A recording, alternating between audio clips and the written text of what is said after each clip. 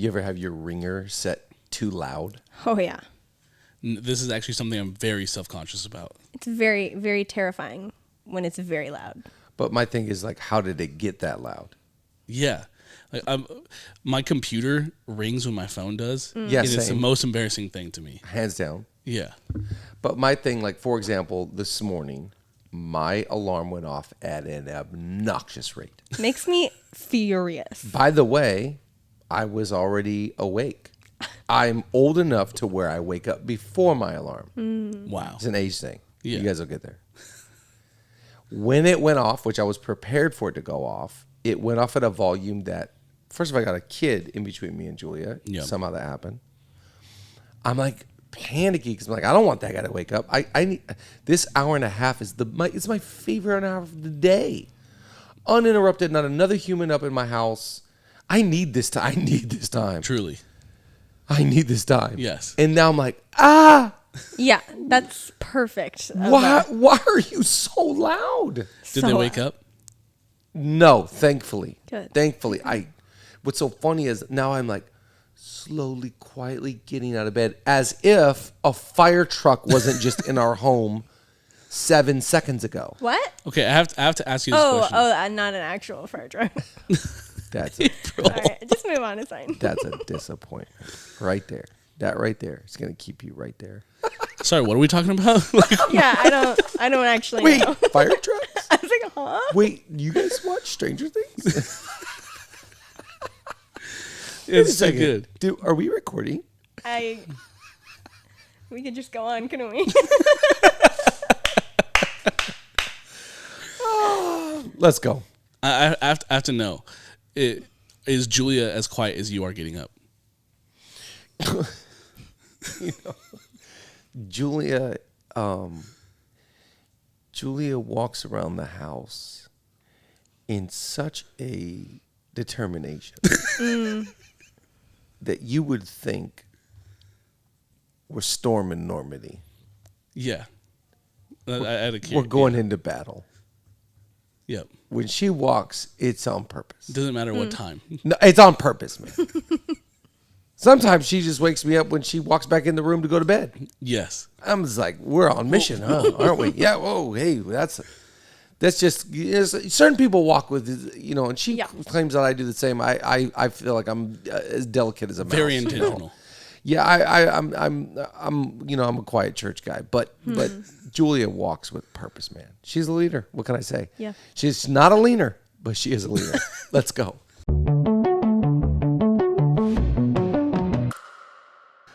Oh, welcome everybody to another episode of Lean Back. Lean Back. Yeah, you don't have to lean back because we're leaning in. We're leaning into the subject of leadership. We're talking about becoming great leaders. Thank you to every person, by the way, that likes and subscribes to our YouTube or to our podcast, whichever stream you choose. Choose your own adventure. But I do want to encourage you, if you have yet to subscribe to our podcast, hit the subscribe button right now. In fact, leave us a comment. Let us know where you are watching or listening from and leave a review. It helps us so much. I think Nate Dogg, you were just telling me we got some comments from this last pod or also known as an episode. Yes. We did. We asked people, where are you joining us from? Yeah, and what you're excited for. So we have someone here, and they said this.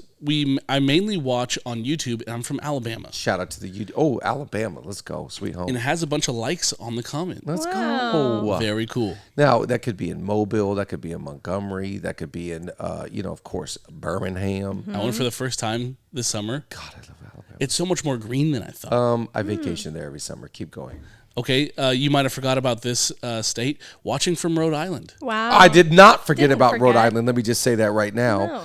No. I think about it often. Shout out to Jordan Boyce and Awakening. Yes. Shout out to my friend Cole Swider, who plays for the Heat. He's from Rhode Island. Shout out to my friend, the great Will Bennett has a house in Rhode Island. And also on the news as of late, Taylor Swift has an amazing house in Rhode Island, and Colin Coward lives 10 doors down from Taylor Swift and just got robbed. So, no, Rhode Island, you are not forgotten. Keep going. Wow. Wow. Yeah, okay. I mean, I'm a big. Take me to Providence right now. That was I feel like passionate. I went to school right there. Oh, I I went to Providence every year for years. I'm a big Rhode Island fan. I love this. Okay, listen to this next one. We announced we're going to be doing merch for episode 150. Yeah, 150. We're at 146 today. Keep going. Super excited about the merch. Maybe Pastor Chad should also release some music after that song. I'm gonna do it. Wow. I'm gonna do it.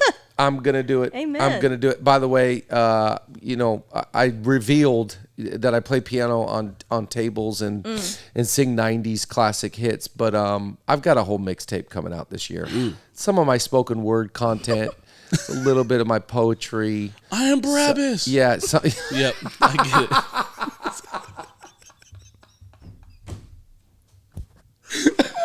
Went there. It's such a great recall. I am Barabbas. That was such a hit, dude. It was so good. And did he win a Grammy off that? I wouldn't be surprised. That was unbelievable. Yes. Crazy. We got one more. Someone says that they're a leaner all the way from the Caribbean. Is it the Caribbean or the Caribbean? Pirates, I don't know. I don't know. Yeah, okay, well, shout out. We're a global podcast. Everybody knows that about us. Everybody knows. Huge nation. We are a Right. nation. It's a small tribe of nations, but scattered. we are the leaners. Yeah. And we're making merch that says, I'm a leaner. Put it in the comment if you're a leaner. I'm a leaner. I'm proud to be a leaner. I'm also, I'm part of the committee, but I drink the Kool-Aid. I'm just speaking out of the overflow here, but you know who's changing the game? Overflow. Yes. I can't emphasize it enough. By the way, now has the ability, the tap technology to give. So cool. We got to get on this, Nate Dogg. Yep. We got to get on it. Nevertheless, Overflow, if you're a church leader, you got to get involved with them. They have made it so easy for anyone to give stock or crypto and creative, strategic ways to be generous in the church. They are generous people, by the way. By far, some of the most generous people that I know. Nate, tell us, what do we need to know about Overflow? Well, this is really cool, too. They're not just sticking with churches. They've worked with Golden State Warriors, some massive organizations. That's right. If you want to give, this is the place to do it. Hands down. Overflow.co/LLI and set up a demo and to work with their team. Shout out to Vance. Shout out to my little sister, Bethany. That's right. Shout out to Overflow. And lastly, Jonas. I love that crew. Let's get back to the pod. Today, we're talking together about becoming a better follower. I love it. The thing about being a leader that is so exciting and so interesting is that you're out front, you're leading. But I've always found that the best leaders are even greater followers. In fact, if you're not a good follower, I'd submit you're not a good leader. Because all of your leadership comes from how good of a follower you are. It's how I see authority, to be honest. How could I ever be someone that leads with great authority if I'm not myself under authority? Submission would be the same thing, right? In a marriage, so important. I don't ever ask Julia to submit to me, but I don't submit to her. Mutual submission. Right. I think this is a big deal when it comes to leadership. I see a lot of people that want to be leaders, and I don't see a lot of people that want to be followers. I think the whole thing about leading is like the quality of my leadership stems from how good of a follower I am, a learner, a leaner, a student, absorbing information, do my best to follow. Of course, for me, for us, we are first Jesus followers. We focus on our following of who we think the best leader in the whole world is in the history of the world, Jesus. And I'm always challenged to follow him closer, follow him a little bit better. Yeah. I get scared with that thought of, in the Bible, it talks about how Peter, at the very end there, followed Jesus at a distance. And the scary thought there is that you could, at one point, be close to the vision, close to the leader, really being effective, and then somehow slide back and get far away from it. Right. And I always think leaders that get there, they're close enough to say they're there, but they're far enough to not be associated. Yikes. That's a really tricky thing in leadership. Is like, how do I stay close to my leader, to the vision? How do I keep leaning in? That's why I like that idea. The idea of leaning in, because we lean into whoever leans into us. Yeah, Right. that's right. And I think that as a leader, you can't ever separate sowing and reaping. If I sow that, I'm going to reap that. How do I get someone to lean into me? Well, I first lean into them. Friendship's the same. Yep. He who desires friends must he himself first be friendly. It always starts with me. So I kind of like this idea. By the way, just side note, I just want to bring up something I think we got to be careful as leaders. It's this whole thought of quiet quitting. Yikes. I'm really into this thought right now. That people rarely walk up to you and go, I quit on you. I quit on you. I'm out. I'm done. But they quit quietly. Yeah. Right. And then by the time that they're this far down the road, they maybe will let you know. But few people do. Wow. Few people have I don't know if it's a lack of confidence. I don't know if it's being afraid of conflict. I don't know what happened in our culture, but I find that there's so many people that just quietly stop serving, stop leaning in, stop giving. I think at the end of the day, we say this all the time, leadership is communication. Yeah. So if you're going to be a leader, you've got to do a good job of communicating. I feel this, I'm on this journey, I'm feeling this way. But in culture, this whole thing, quiet quitting is so crazy to me. It's so prevalent. Are you guys seeing this? Yeah, I do. It's interesting because maybe I'm not in the same position as you are, where you're seeing you're overseeing, I think, a very wide circle. Sure. And so there's a lot of different angles. I feel like it's an interesting thing when there's a smaller group of people that you are kind of overseeing, and maybe I don't personally feel like I've experienced a lot of that. What do you think, Nate? Yeah, no, I definitely see it all the time. And, maybe in this context, it shows up like, hey, I haven't seen this person for a while. I think that's they're what I mean. usually at events like this, or they're usually a part of this. Hey, I noticed that they stopped sending text messages. They used to send me a text a day. I think in friendships, it's like, hey, this person stopped inviting me to things that they used to invite me to, or they've said no to an invitation a few times, but they haven't given any context to it. Yeah. And I think, I don't know what it is, but the first ones, I see it start to happen in our context when they're not willing to come early or stay late. They just show up to get something. Minimums. Minimums, Yeah. right? I'm thinking about it. A couple of years ago, we have someone that we know, really, really sad. Their marriage ended. She let him know via text. Hey, I'm on my way to X. I left a note by our bedside. Mm-hmm. Wow. Now she quit a long time ago. That's right.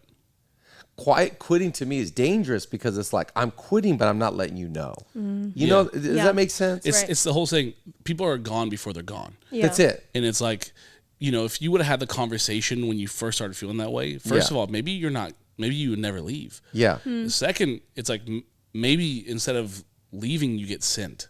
There you go. Blessed on the way out. And there you go. Oh man, this is right that you're going. That's right. But you remove all opportunities for that when you just walk out the door when everyone else is facing the other way. That's exactly right. Yeah, when we talk about being a good follower, I got to fit this in. Because I think following has this ability of we look at Peter here. Peter to me is a prime example. How did he get to quitting on Jesus or denouncing him, denying him? There were some things going on before, clearly, but the further he fell back in that thing, the easier it was to be like, I don't know that guy. Yeah, for sure. Yeah. Wait, well, hold on. Wait. The whole thing is getting built on you. That's what he said. Right. Wait, so hold on. We changed your name, bro. Now you don't even know us? Wow. It's crazy. That slide. Yeah. So I think just a couple of thoughts for us to, develop, a good ability to follow. Number one, we got to ask ourselves a question: who or what do you follow? Because we all follow someone. We all follow something. We have to admit. I love this about being a leader. The more I'm around great leaders, the more that I aspire to be a good leader. The more I understand. Oh my gosh, we are all impressionable. Yeah. We are all under the influence of others. And so the whole thing about being a great leader to me is choose your influences wisely. Yeah, I love that. You got to be careful. Even David, and there's this story about David. He's talking about, the influence of this priest, the influence of this prophet. He could stir it up this way. And because we all, wait, they said what? They said, who? Huh? Who are you listening to? Who are you following? You've got to identify that and choose it and go I want to be like this person. Yep. I was thinking back when I was about 20 to 24, about 4 years. Every Tuesday, I was working in El Monte on the east side of LA. and I was young or early in ministry. And every Tuesday, I would go to Longo Toyota. Shout out to Longo Toyota, about the nicest thing in that area at the time, early 2000s. And it had this. It felt like you were at an airport. This Toyota dealership, Jeez. And it had this nice Starbucks in there. And I would take. It was the first time I had a MacBook Pro. And every Tuesday at noon, I would open up my MacBook Pro. I would order a sandwich, and I would have lunch with Pastor Wayne. Love that. And I would watch Pastor Wayne's message from 2 days before. And I take notes on not just what he was saying, but how he was saying things. I created a whole key, a template on preaching, watching him. I would actually the preaching key I use to this day. I still use it to this day. You gave it to me, yeah. Yeah, and because I go, oh, he used a stat there. He used history there. He used a cultural reference there. He used a movie reference. He used lyrics to a song. He used a quotable quote, which is a quote that someone could put in their pocket. He used a Jesus story there. He used a life example there. He used a big picture, like in the big picture of things. He used a word picture, their imagination, and I created this key. But every Tuesday I did this, and I chose him as someone I wanted to be like. And I would start to mimic him. He would preach in these Tommy Bahama shirts. I'm here in East LA preaching in Tommy Bahama shirts. like Rick Warren and Wayne Cordero wearing these Tommy Bahamas. I'm wearing Tommy Bahama. Yeah. Love it. I started to act like him and talk like him. I'll never forget when I finally left that church in that city. I was going back to the Seattle area.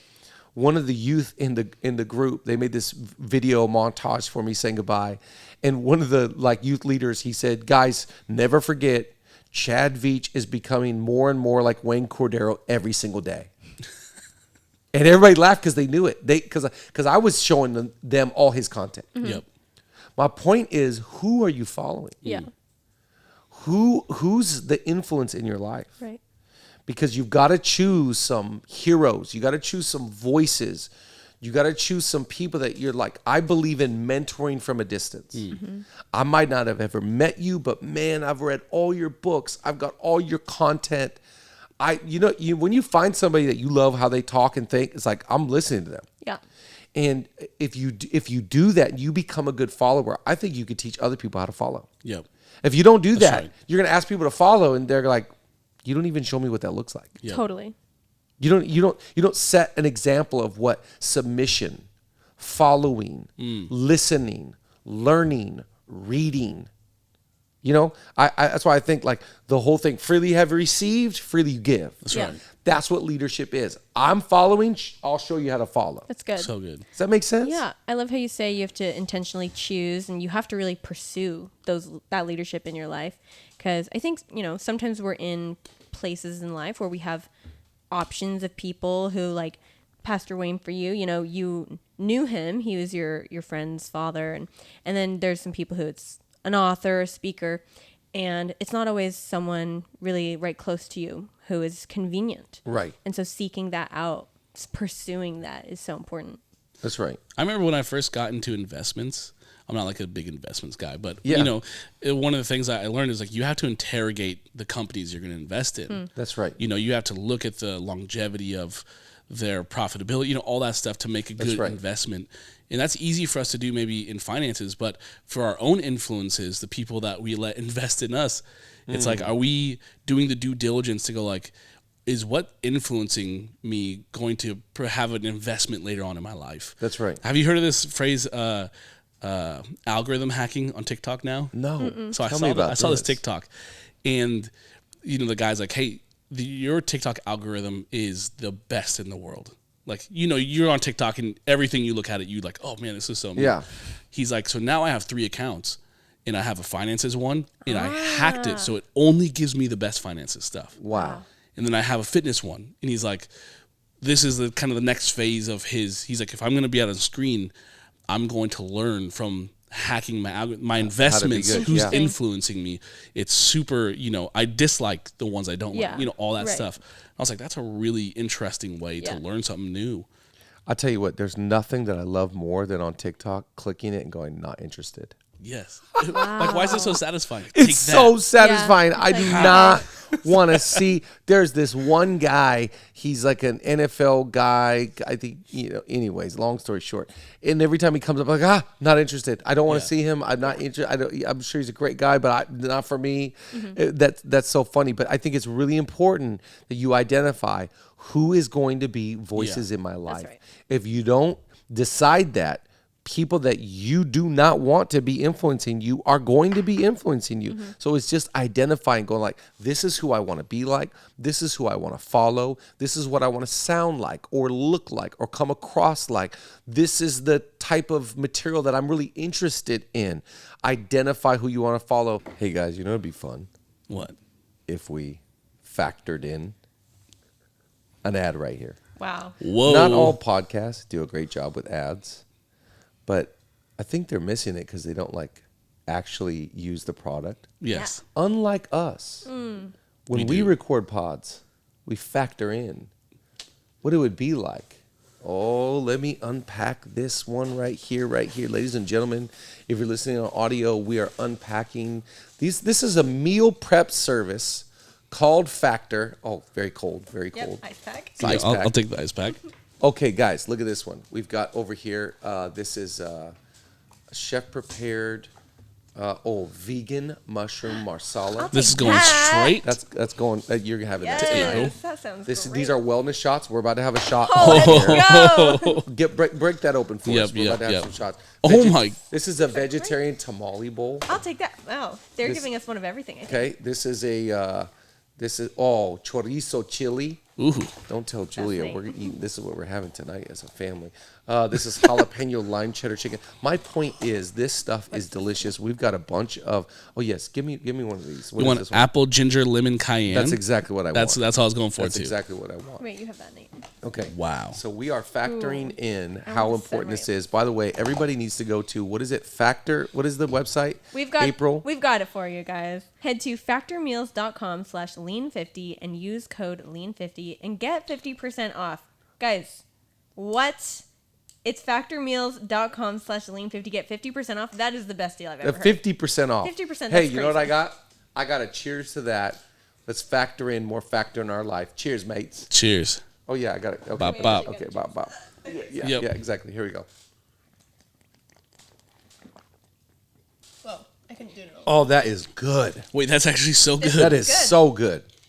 This Are is you not kidding fake. me? This is the most That was great. This is appetizing insane. ginger shot I think I've ever had. Let's go. I don't know if I told you guys this. Every morning, Julia has AG1. She Whoa. should. No, Or she should. it's every morning. It's amazing. And then every morning she asks me, she goes, "Do you want me to make you one?" I go, "Absolutely." So this is aging. We drink our greens together. Wow. Now, I'm a big fan of the AG1 with the orange juice. She likes it with the water. Wow. But nevertheless, we drink AG1 together every day. I think every leaner should have it. April, tell them, where can they go to get this product? We've got the deal for you, and you can go to drinkag1.com/LLI.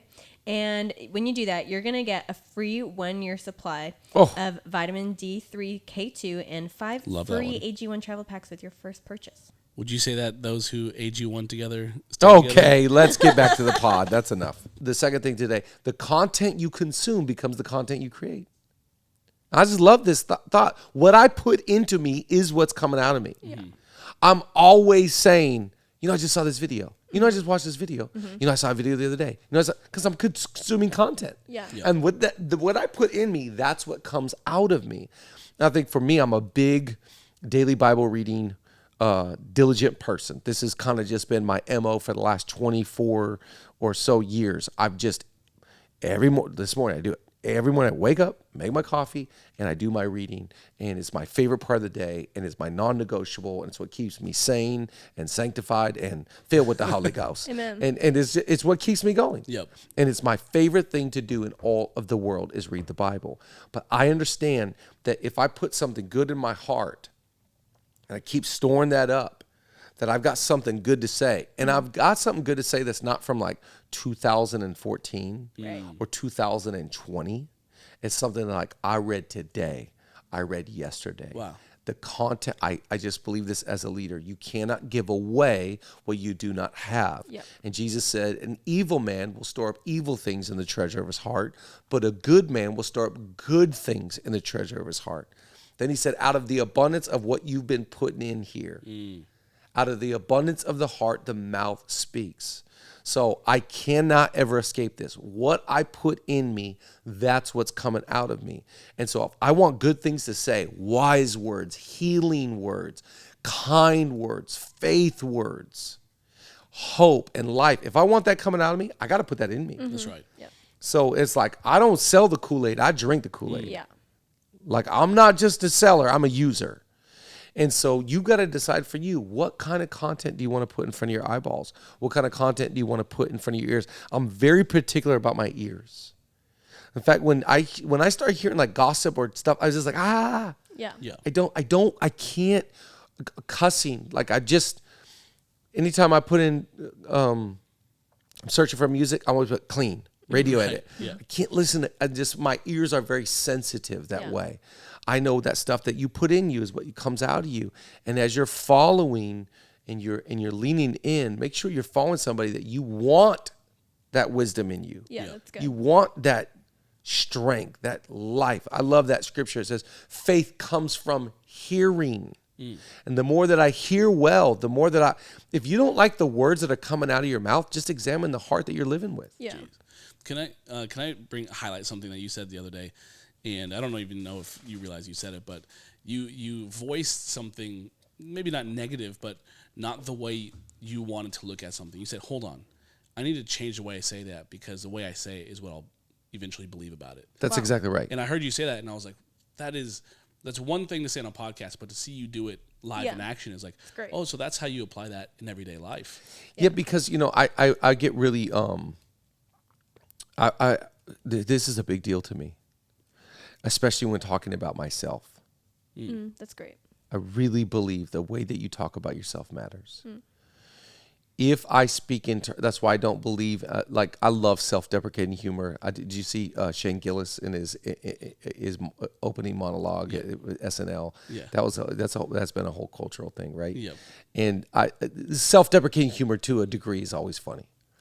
But I will not bash myself. Yeah. And I will not be mean to myself, because I believe how I talk about myself matters more than what anybody else says about me. Yeah.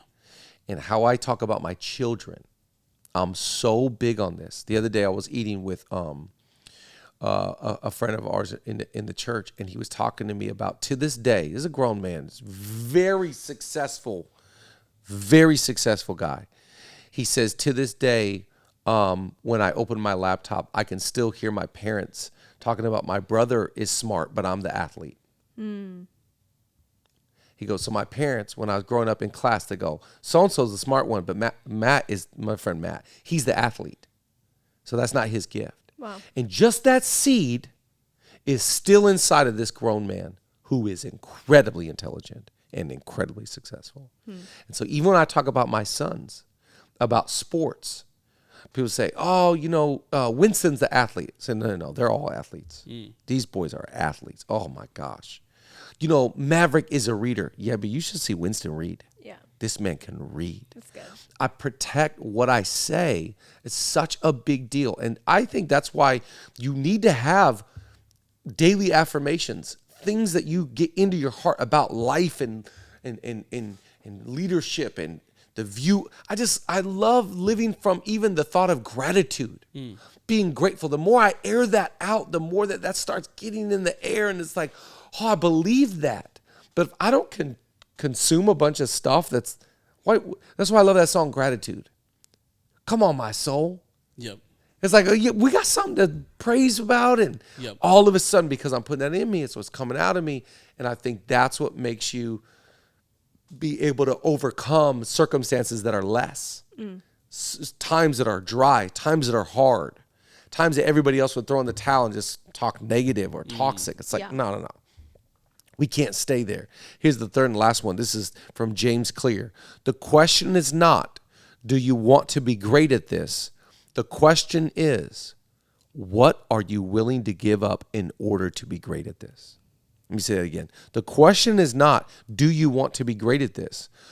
the question is, what are you willing to give up in order to be great at this? So I know you want to be a great leader. I know you want to be great in your field. I know you want to be great in your industry. That goes without saying.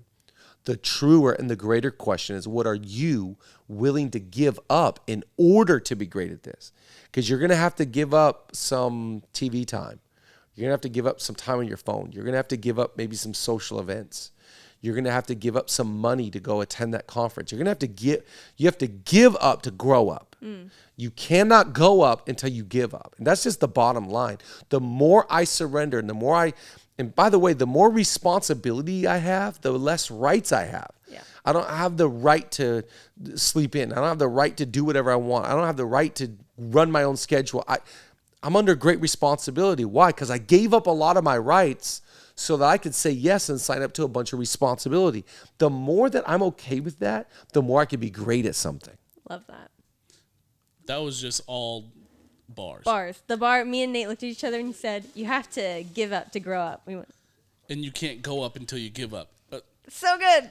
And then we just start rapping. But think about that. Yeah. Every time you've gone to another level in your leadership, I guarantee it's because you sacrificed something. Yeah, I think immature leaders are obsessed about finding something to add as if that thing will, catapult them. Right. They're looking for the program. They're looking for the message. I got to go to this thing. I got to sign up for that thing.